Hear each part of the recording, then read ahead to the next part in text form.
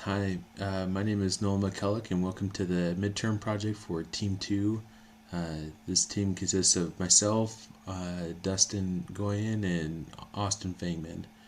And the topic that our team chose to present our project on is approaching personnel changes on a team by applying Lewin's model of change. Whether it's you joining a new or established team or another member joining your group, personnel change brings a unique situation every time it occurs. Onboarding and merging is a common and universal process in the workplace. And often as people get shuffled around, unforeseen challenges grow out of those new interactions.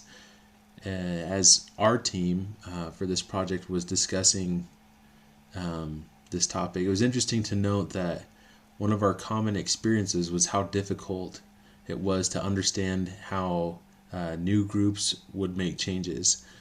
Proposed changes are often met with resistance, which is compounded by new individuals trying to learn established group norms. Having spent personally myself many hours in the new guy chair, I'm very familiar with how frustrating it can be to have the "that's not how we do things here" conversation with my new colleagues. One thing that I did like was this quote from Bernard Burns. He said, "Resistance does not arise from an individual, but from the context in which the change takes place." So, as we discussed Dustin's experience about challenges of merging two teams when his company merged with another company, we'll focus on ways to address the context in this regular workplace scenario. And the objective of this presentation is to discuss the resistance to change that occurs when team membership changes and provide recommendations on how similar situations could improve by applying Lewin's model. On to you, Dustin. Change can be uncomfortable, and different ways of thinking and operating are essential. People can have difficulty developing a vision of what life will look like on the other side of change. Therefore, they tend to cling to what they're used to, rather than embrace the unknown. Change affects everyone, which as a result, a resistance to change often occurs when it is introduced. The textbook organizes potential forces for change into two broad categories: external and internal, which can be seen here on figure 16.2. During my previous place of employment, we were bought out by another company, and it was a huge change for everyone involved. Our new parent company decided to split our group up, so half still had jobs and half didn't. This made it really uncomfortable for us as job security and the fear of unknown continued to loom. As a new company culture and new management changes rolled through, I noticed there are several employees that resisted and battled anything new that came their way.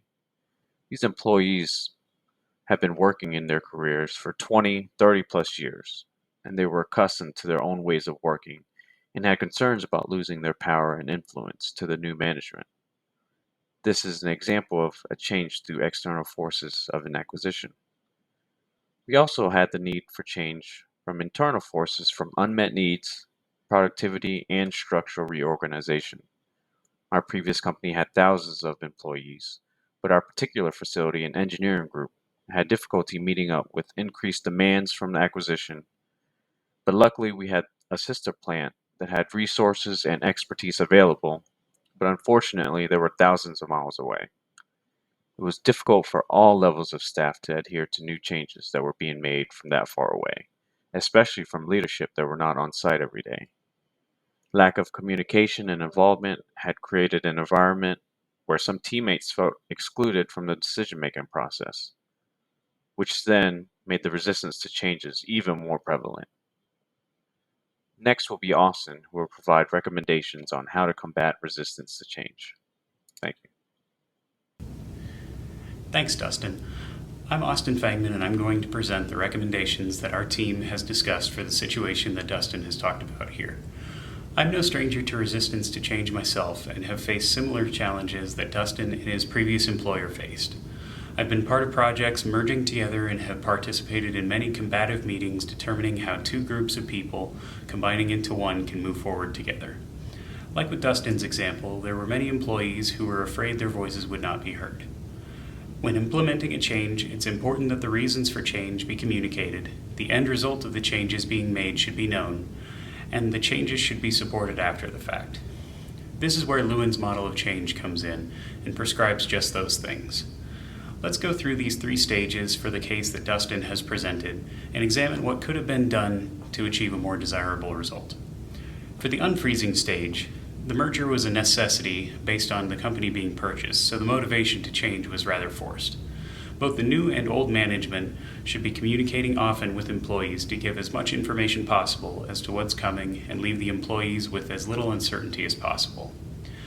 Then, while the merger is happening and new management changes are being implemented, the end goal should be being made clear to the employees. It's difficult to quash all uncertainty, but with how much there was in this case, with half the people not having jobs and the resistance to the changes, it's clear that the management could have taken the concerns of the employees more seriously and better communicated the direction they were planning to go. They could have perhaps met with the more senior employees that were voicing their concerns to decide how best to move forward. After the changes were implemented, it's important that the changes be reinforced by the management. This is done by encouraging the new behaviors and models that were laid out. Follow-through is very important with big changes such as a merger, and ensuring that the employees are encouraged for engaging with the new changes will help the project stick the landing and move forward productively as a team. In conclusion, change is hard and there will almost certainly be some level of resistance to it. This can be mitigated by following techniques such as Lewin's model of change to ensure that it goes as smoothly as possible. It's important that all stakeholders know why the change is happening, that the change be implemented, and then that it's supported after the fact. Communication across all levels is essential to the success of any proposed change. The world is constantly shifting and we face new challenges every day. Change is a necessity, and learning the tools to handle it properly will aid in the success of any group, team, or company that attempts it.